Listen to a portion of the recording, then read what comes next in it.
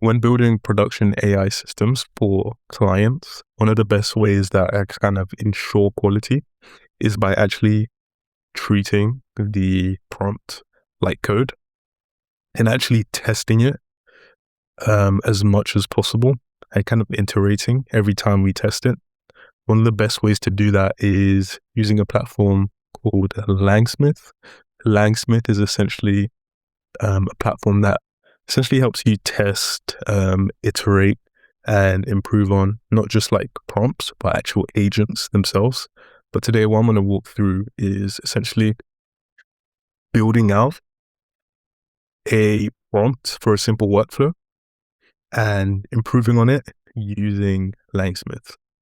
We're going to be building out a email classifier, something really simple, but hopefully it's simple enough to kind of demonstrate how you would build this out. And we're going to be using Claude as well to help us do it. It won't take long at all. And that's one of the kind of key advantages. We can essentially use Claude to help us set up our Langsmith environment locally. And then from there, test and iterate within the actual platform until we get to a point where we're happy. And then we can actually transfer our prompt to wherever we're using it, make.com in this case. Cool, let's get into it. Cool, just a few pieces of terminology for when you're using Langsmith, a few things to understand. One of them is, well, there's two sides to it. Cool. There's what's happened and was it any good? And a run essentially is just the smallest piece of work that is in LangChain. We've got a trace, and essentially this is multiple runs together. And then we've got feedback, which is a score on a run. So I'll show you what that looks like really quickly. So here, a run would be the individual step that's kind of happened. So in this particular trace, you can see we've got a prompt with attachments that's just essentially formatting the prompt. And then we've got the actual call to OpenAI right there. So those are the two runs. And then I believe this is the outer run, which kind of holds both of them. Cool. Now, for the actual evaluation, there's a few different pieces of terminology as well. So we've got the data set, which is your test cases. We've got the evaluator, that's the thing that's actually scoring the output. And then we got the experiment, which is just kind of holds everything together, the data set as well as the outputs from the evaluator. So you can have a look here as well. This would be the whole experiment. And you can see I've got my inputs, these reference outputs, which are optional, but these are the truth that you're testing against.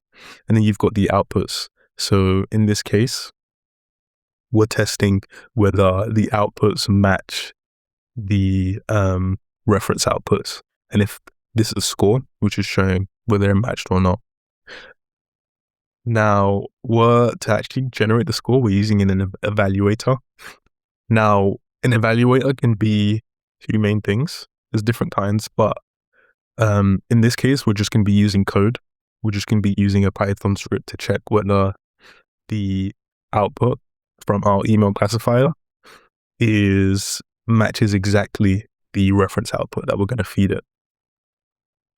In other cases, you could use an LLM as a judge, but we won't get into that today. Cool, let's dive into it. Before I hop into Claude and start building, this is a little visualization of the process. So this is what we're going to work through. We're going to have our data set of labeled emails. I'm going to pull my real emails. And then we're going to run the experiment locally. You can see we're going to write the code with Claude. And then we're going to score that first time. And what's going to happen is all the failures are going to go into an annotation queue in Langsmith. I'm going to go through and kind of fix the label. And then I can make changes to the prompt based on what's actually gone wrong. And essentially, we'll run it again. If it's good enough, I can just ship it to make. But if it's not, then we go again where we push the failures and then look at the annotation queue. So here we are inside our code.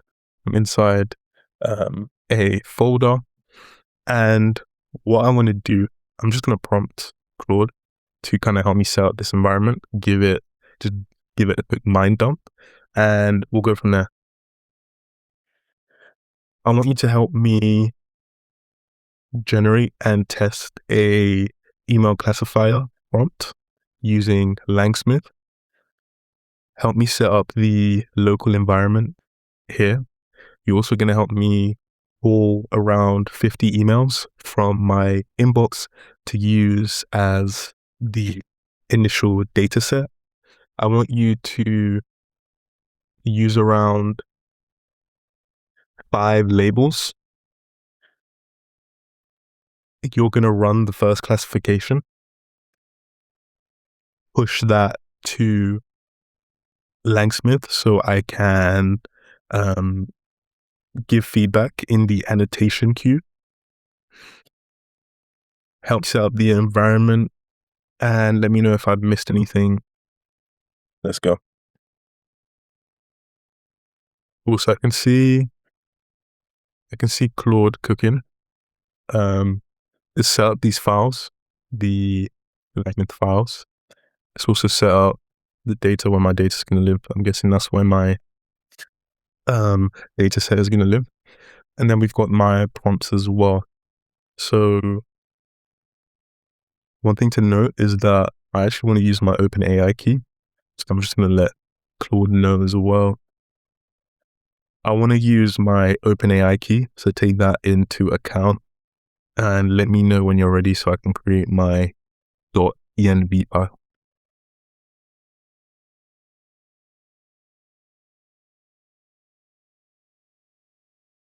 So this is just a reference file for my labels, just holding the meaning.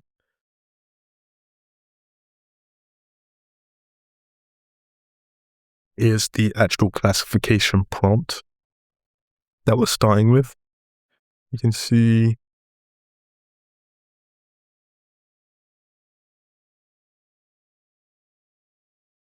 client work, new business, finance, vendor SaaS, noise.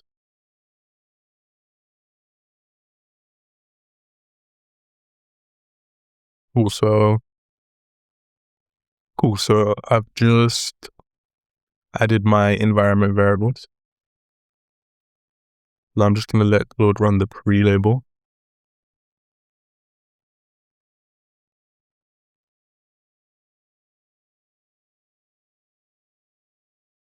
Okay, so after that initial classification, I can just dive into Langsmith and essentially open up everything. So you can see I've got around 50 calls here. And if we just open one up, if I just open it up, you can kind of see essentially what we're pulling in, the body, the date, the subject, and then the kind of output. So we got a label, reasoning, and then the confidence as well. So what I'm interested in is actually the annotation key, because I can dive into here.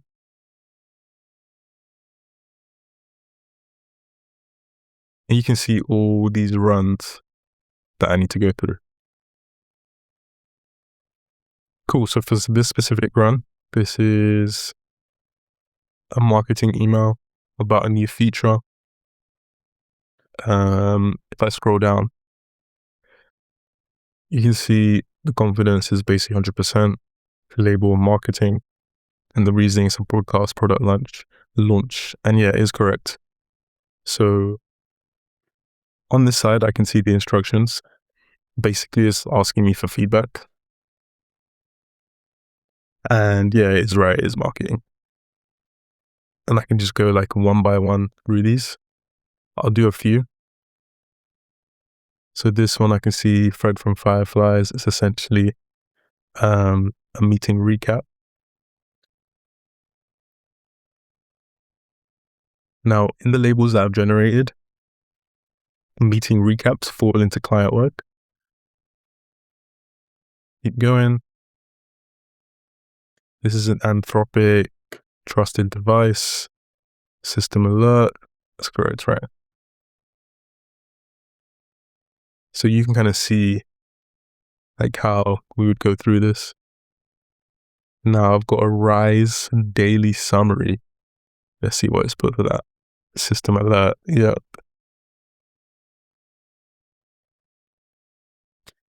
An Upworks Connects notification.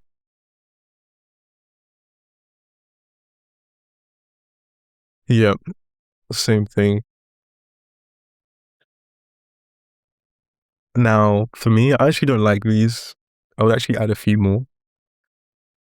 And a few more layers to this. I think this is a bit rigid. Now, my preferred workflow, as it says here, is essentially we can run a script to pull those annotations back into this data set, and those annotations would become the reference outputs for the data set. So essentially those would become the truth. Those would become the new truth. And what we could do is change our prompt and then assess whether this next run kind of conforms to that new truth. Cool. I hope you can kind of see how with a more complicated system, this would be very helpful for iterating on our prompt and get to the point where we're actually happy with the prompt and we're actually able to be confident and build out a scenario, not just in Make.com, but literally any production kind of AI system.